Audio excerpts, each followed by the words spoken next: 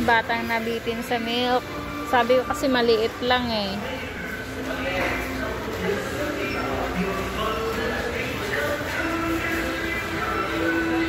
Ito daddy oh, para magni-baby.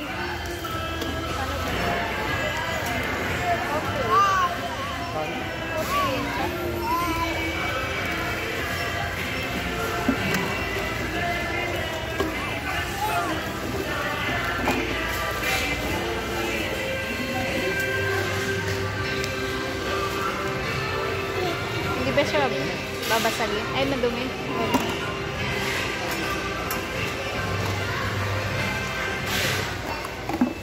Nasaan ang baby?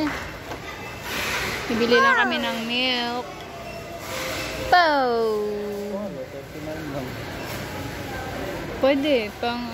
Para pag... Alam mo naman to si Balibag to eh. Na-extra pa ba?